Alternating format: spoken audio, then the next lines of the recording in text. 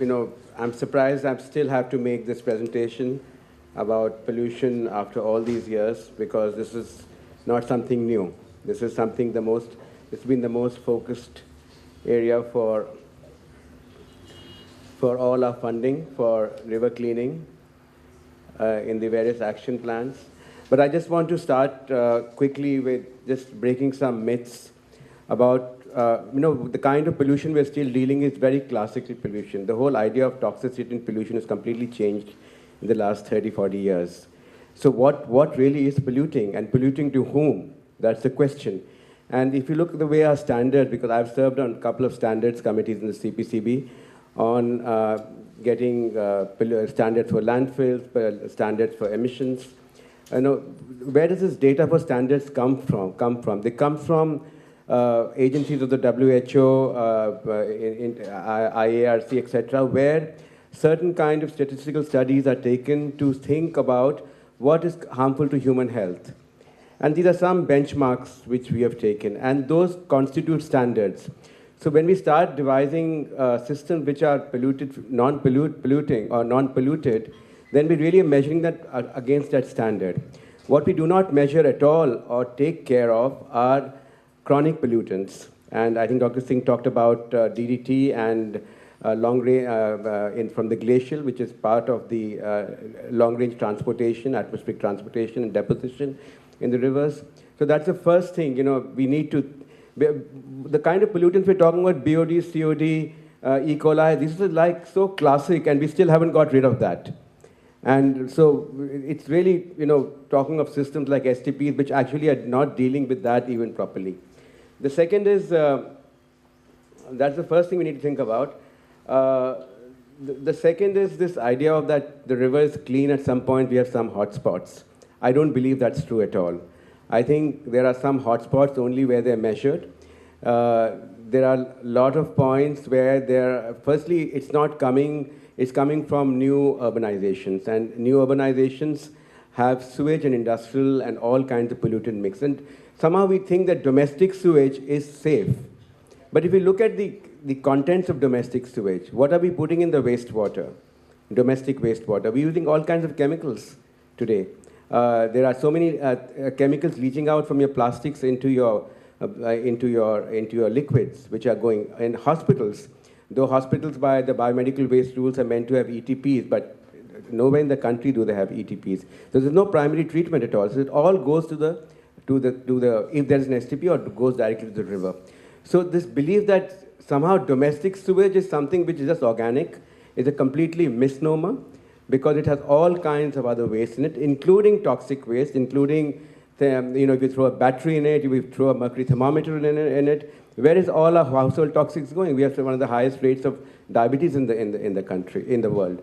So where are all those medicines going? They're going in your domestic sewage, and they're coming ultimately to the ground. So the idea that domestic sewage is something different from industrial sewage, it's true, but not so. We don't recognize that this is a safe and this is a unsafe kind of thing.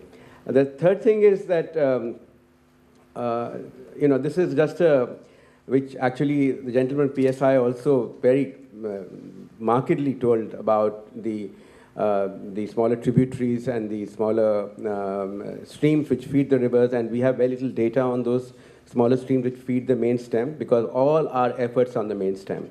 But what about, including in Delhi or along the Ganga? But this is just a CPCB, sorry, it's not showing.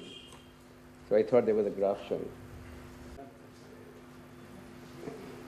There are even fecal coliforms are rising in the upper regions of the Ganga.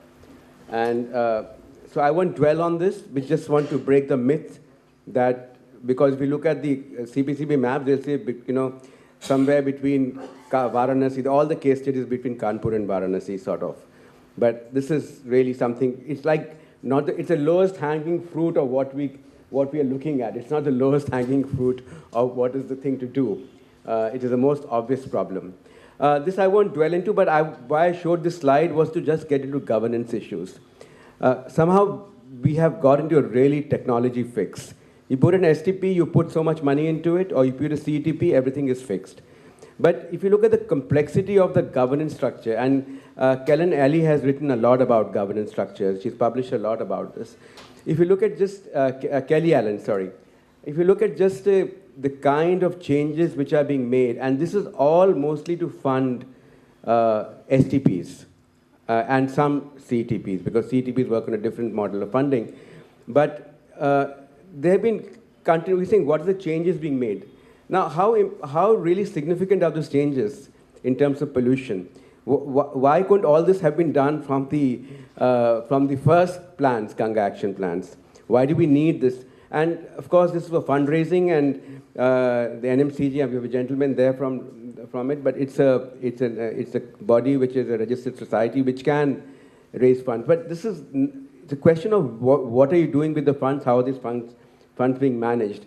And there's been a lot of oscillation between how STPs have been funded. So from state funding to central funding to mixed funding to then state funding, there's been, if you look at the history of that, it's been oscillating back and forth.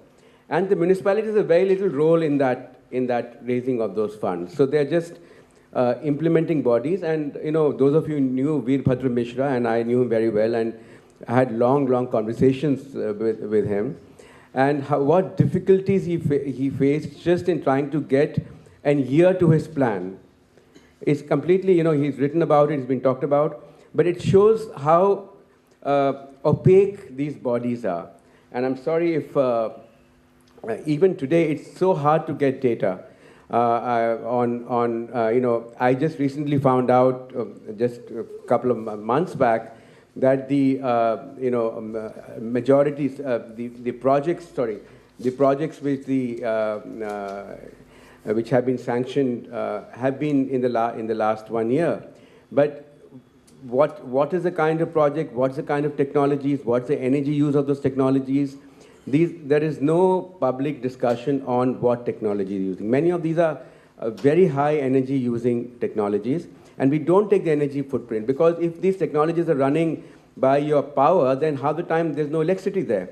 And one of the reasons why STPs don't run, besides the obvious reasons because there is no connectivity to most of them, is because there's no electricity there.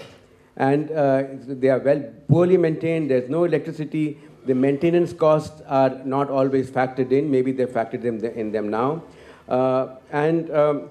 So we have seen over the last 2 decades that nothing has become cleaner.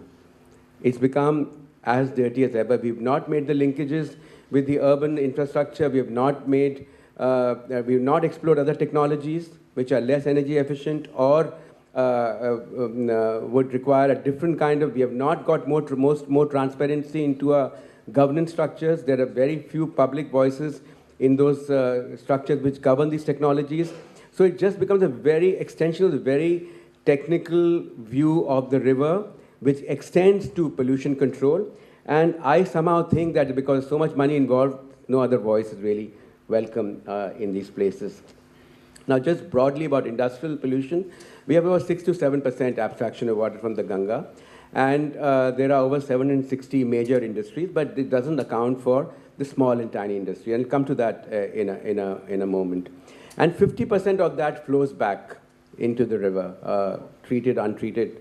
But that doesn't mean the other 50% is just disappeared. It's going into irrigation fields.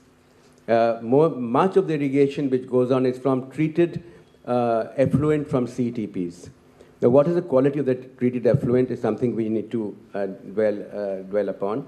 And of course, the impacts are not only on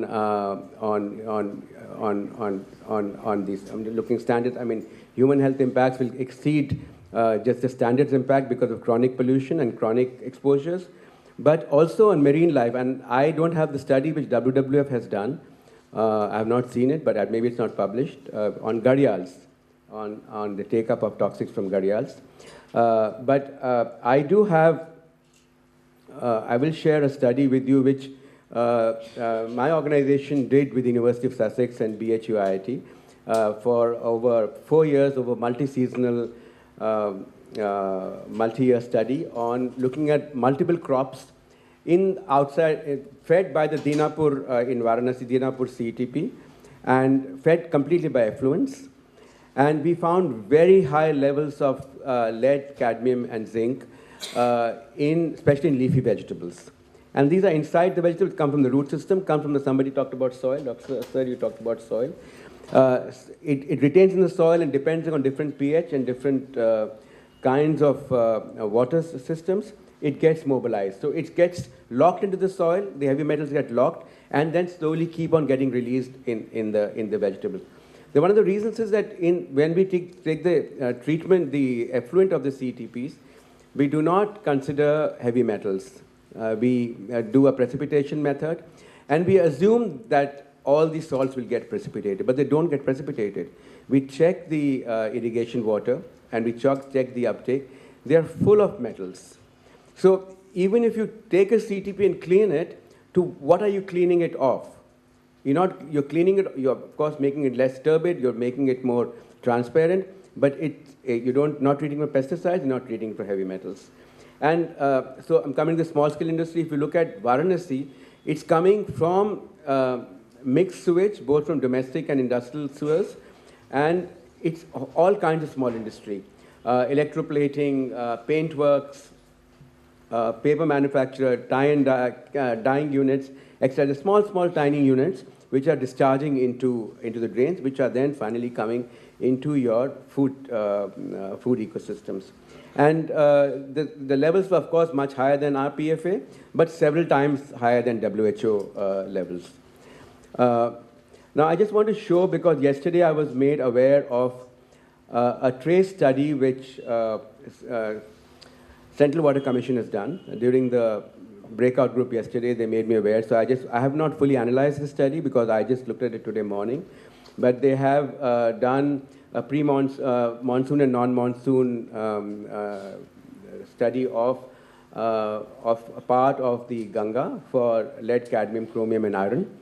And I'm really not sure what this normalized value that one is, because they have different levels of acceptability. So I have to still see what this. I'm just sharing it with you. I need to look at it more. But they've done it for almost all the major rivers in the country. So it's a study we should look at properly. But I want to share this study with you, which we did, Toxics Link did, over a whole year, post-monsoon and pre-monsoon, for the Yamuna, from Wazirabad to Okhla, multiple points, and the study is available on the net. That's on the right, you see the cover of the study. And we found that post-monsoon, the levels actually increased because it gets sedimented in the soil, in the riverbed, and post-monsoon it all comes out. So the levels are really high post-monsoon. So I could go on and on, but just want to leave it that and give it a time. Thank you.